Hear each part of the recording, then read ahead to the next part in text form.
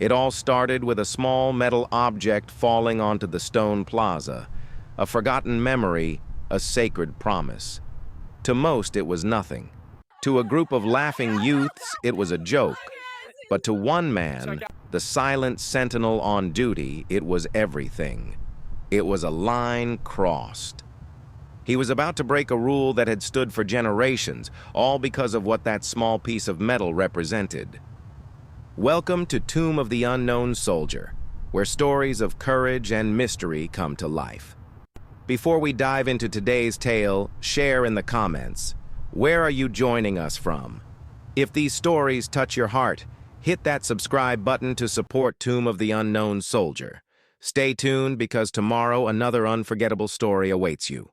On a sweltering summer afternoon at Arlington National Cemetery, the oppressive Virginia humidity hung heavy in the air, the heat itself seeming to bow before the profound solemnity that blankets the endless rows of white headstones. The buzz of cicadas was a low, constant hum, but otherwise a pervasive silence reigned. In that silence, only one sound kept a steady, resolute rhythm, the sharp, deliberate click of Sergeant Michael Thorne's heels on the stone plaza. He was there an unwavering symbol of perfection. His old guard ceremonial uniform was immaculate despite the heat, his white gloves pristine, his every movement executed with microscopic precision. His face carved from granite betrayed no emotion. He was the sentinel, a living vow, the guardian of the unknowns. His world was one of measured steps and absolute discipline. But on this day, another figure carried his own form of solemnity. Standing apart from the tourist crowds was a young man, perhaps 30 years old, with short-cropped hair. A deep weariness etched his features, a shadow of things seen and endured, yet it was balanced by an uncommon resolve in his eyes. He wore a simple t-shirt and jeans, not as a tourist, but as someone for whom uniforms were a part of a past life. What set him apart was his right leg. From the knee down, it was a complex assembly of carbon fiber and metal, a modern prosthetic. This was Corporal John Hemmings, a veteran of the war in Afghanistan. He wasn't here to sightsee. He was here on a personal pilgrimage. His gaze was fixed on a single white headstone a few rows in. The name on it was Daniel "Danny" Peterson, his best friend, his brother-in-arms. Danny was the one who had pulled him from the wreckage of a Humvee after the IED blast. The blast that had taken Danny's life and John's leg. Hemmings stood as straight as his body would allow, the prosthetic aching slightly in the heat. He brought his hand up in the sharpest salute he could manage, his mind flooded with the memory of dust laughter and a shared promise in a forward operating base. To him, this wasn't a landmark. It was the final destination of a painful journey, a debt of honor he had come to pay. The sacred peace was soon shattered. A group of 5 or 6 college-aged youths swaggered into the area, their loud laughter and boisterous energy a stark contrast to the hallowed atmosphere. They were draped in expensive designer clothes, sporting fashionable sunglasses and clutching smartphones like extensions of their own bodies. They snapped selfies with obnoxious poses, treating the Tomb of the Unknown Soldier as little more than a unique backdrop for their social media feeds. The loudest of them was a tall, slick-haired young man named Trevor. He was live streaming, panning his phone around with an air of smug superiority. "Yo, what's up, followers? We're here at the big sleepy place for old soldiers." He jeered, and his friends erupted in laughter. Sergeant Thorne on his patrol heard the noise. His training dictated that he ignore it to remain a dispassionate part of the ceremony. But behind the stoic mask, a cold, hard knot of tension began to coil in his gut. It was the familiar feeling of a sacred line being tested. Trevor's group drifted closer to where John Hemmings stood, oblivious to the veteran's quiet dignity. To them, he was just another person in their shot. One of Trevor's friends, a girl with bright pink hair, seemed to hesitate. "Trevor, maybe chill out," she whispered. but he waved her off high on the attention. He aimed his camera's lens directly at Hemmings, who remained at a solemn salute, lost in his thoughts. "Oh, get a load of this guy," Trevor narrated into his phone, his tone dripping with mockery. "Trying to look all serious? Probably just wants that veteran's discount at the coffee shop, am I right?" A few of his friends snickered. Hemmings heard it all. The memories of Danny vanished, replaced by a hot flush of anger and shame that crept up his neck. He clenched his fists, his knuckles white, forcing himself to hold his ground, refusing to cause a scene on this sacred ground. But Trevor, emboldened by his audience, wasn't done. He moved closer, deliberately brushing past Hemmings and bumping his shoulder hard. "Hey, buddy, nice leg," he sneered. "Is that custom?" The unexpected shove sent Hemmings stumbling, his balance momentarily lost. In that moment of instability, a small metal object slipped from his pocket, clattering with a sharp, lonely, almost accusing sound on the stone plaza. It was Danny's dog tags, which John carried everywhere. A wave of panic flashed across Hemmings's face.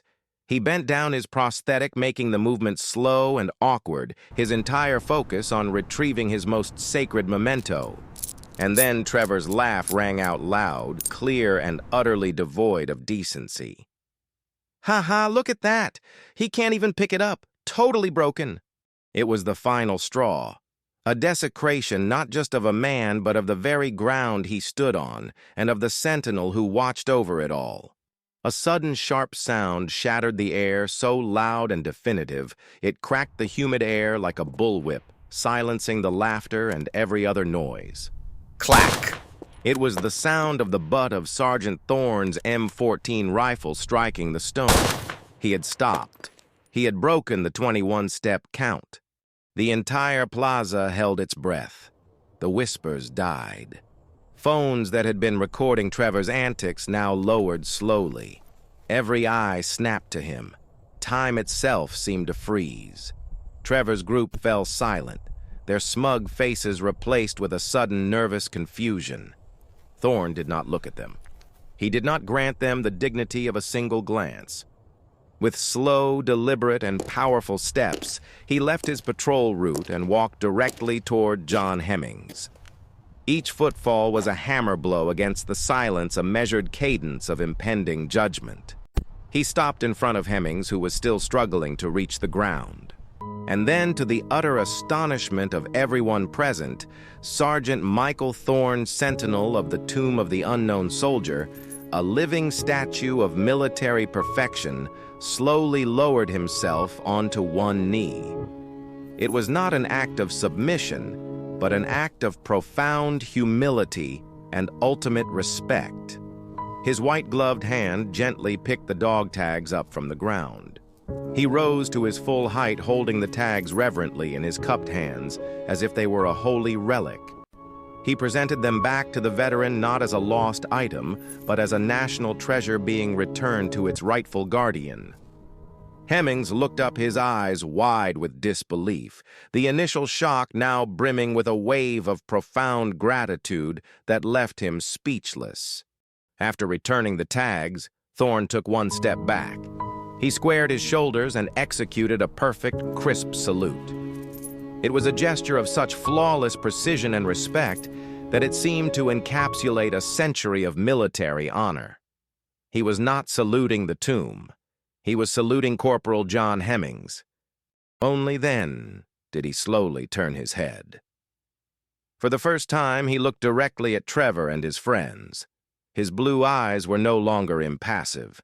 They were as cold as steel and as sharp as bayonets, a silent, piercing gaze that held the weight and fury of an entire army. Under that crushing gaze, Trevor and his friends withered. Their arrogance evaporated, replaced by a cold, sickening shame. They stumbled backward, their faces pale, the reality of their transgression crashing down upon them. Instantly, as if summoned by the desecration itself, 2 cemetery guards and another officer appeared, their movements swift and professional. "You and your friends," the officer said to Trevor, his voice low and unforgiving, his eyes burning with contempt. "You're done here. Come with us, now." Humiliated, the group was escorted away under the scornful eyes of the crowd. Trevor's live stream had come to its disgraceful end. Sergeant Thorne, the disturbance contained, turned back to his path and resumed his 21-step count as if nothing had happened. He was once again the perfect symbol. But before he turned his eyes, met John Hemmings for a fraction of a second. No words were exchanged, but everything was understood. It was a silent transmission of gratitude, respect, and a shared unbreakable bond. A promise kept between brothers. The sentinel at the tomb is a symbol of perfection, a human metronome counting out our nation's respect. But on that day, Sergeant Thorne proved that the sentinel is something more. He is a guardian, not just of the unknown dead, but of the living honor of all who have served. He reminded everyone present that Arlington is not a monument to war, but a testament to the price of peace. A price paid by generations from the fields of Europe to the mountains of Afghanistan. In that single silent act, he didn't just defend one man. He defended the dignity of them all. He reaffirmed a sacred promise that the sacrifices of the few will be honored and that their memory will be protected from the fleeting noise of ignorance and disrespect. For true honor is not found in flawless steps or an unbroken vigil. It is found in the quiet courage to stand for those who have already stood for us, ensuring that on this hallowed ground, the only sound that truly endures is the profound echo of respect. Thank you for joining us at Tomb of the Unknown Soldier. What this story teaches us is that respect is not a passive feeling, but an active choice. If this story of courage and dignity moved you, please let us know your thoughts in the comments. Like, share, and subscribe to keep these vital stories alive. We'll be back tomorrow with another unforgettable story. Until then, stand for honor.